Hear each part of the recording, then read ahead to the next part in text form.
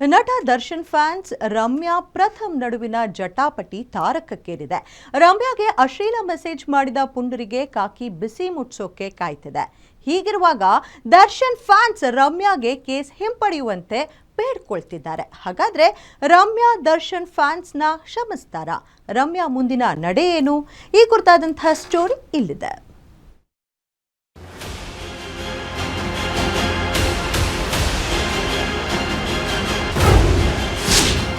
ರಮ್ಯಾ ದೂರಿನ effect, ಕ್ಷಮಾದಾನಕ್ಕೆ ಪುಂಡರ request, case ವಾಪಸ್ ಪಡೀರಿ ಅಂತ ಪೊರ್ಕಿ fans begging,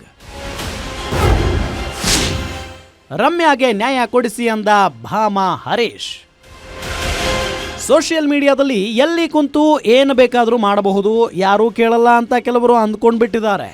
especially D boss fans ಅಂತೂ ಸೋಷಿಯಲ್ ಮೀಡಿಯಾದಲ್ಲಿ ನಮ್ಮದೇ ಹಾವಳಿ ಅನ್ನೋ ಲೆವೆಲ್ಗೆ ಬಂದುಬಿಟ್ಟಿದ್ದಾರೆ. ಯಾವನ್ ಏನ್ ಬೇಕಾದ್ರೂ ಮಾಡಬಹುದು, ಯಾರನ್ನ ಬೇಕಾದ್ರೂ ನಿಂದಿಸಬಹುದು, ಭಯ ಪಡಿಸಬಹುದು ಅನ್ನೋ ರೇಂಜ್ಗೆ ಅಬ್ಬರ ಇಟ್ಟಿದ್ದಾರೆ. ಆದ್ರೆ ಪದ್ಮಾವತಿಯನ್ನ ಕೆಣಕಿದ್ದೇ ಡಿ ಗ್ಯಾಂಗ್ ಪಾಲಿಗೆ ಕಂಟಕವಾಗಿದೆ. ದರ್ಶನ್ ಫ್ಯಾನ್ಸ್ ವಿರುದ್ಧ ಮೋಹಕ ತಾರೆ ಕೇರಳಿ ಕೆಂಡವಾಗಿ ಕಾನೂನು ಸಮರ ಶುರು ಮಾಡಿದ್ದಾರೆ. ಆದ್ರೀಗ ಕಾಟೇರನ ಅಭಿಮಾನಿಗಳಿಗೆ ಪುಕ್ಕ ಶುರುವಾಗಿದೆ. ನಮ್ಮನ್ನ ಯಾರು ಕೇಳಲ್ಲ ಅಂತ ಎಗರಾಡ್ತಿದ್ದವರು ಈಗ ಕ್ಷಮಾದಾನಕ್ಕೆ ಭಿಕ್ಷೆ ಬೇಡುತ್ತಿದ್ದಾರೆ ನೋಡಿ.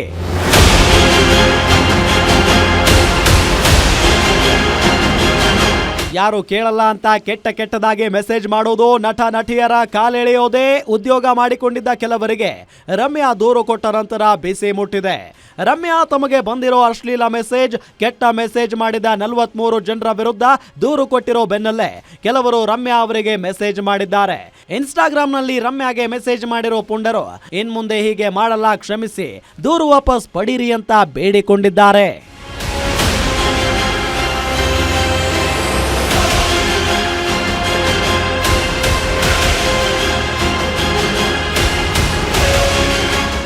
ಇತ್ತ ಡಿ ಫ್ಯಾನ್ಸ್ ವಿರುದ್ಧ ಕೇರಳಿ ಕೆಂಡವಾಗಿದ್ದ ಪ್ರಥಮ್ ಜ್ಞಾನಭಾರತಿ ಪೊಲೀಸ್ ಠಾಣೆ ಬಳಿ ಕೂತು ತಮ್ಮ ಆಕ್ರೋಶ ವ್ಯಕ್ತಪಡಿಸಿದ್ದಾರೆ.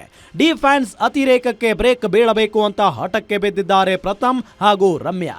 ಈ ಎಲ್ಲ ಬೆಳವಣಿಗೆಗಳ ನಡುವೆ ಫಿಲಂ ಚೇಂಬರ್ ಅಧ್ಯಕ್ಷರ ಮುಖೇನ ಸಿಎಂ, ಡಿಸಿಎಂ ಹಾಗೆ ಗೃಹ ಸಚಿವರಿಗೆ ದೂರು ಕೊಡಬೇಕು ಅಂತ ಫಿಲಂ ಚೇಂಬರ್ ಮಾಜಿ ಅಧ್ಯಕ್ಷ ಭಾಮಾ ಹರೀಶ್ ಮನವಿ ಮಾಡಿದ್ರು.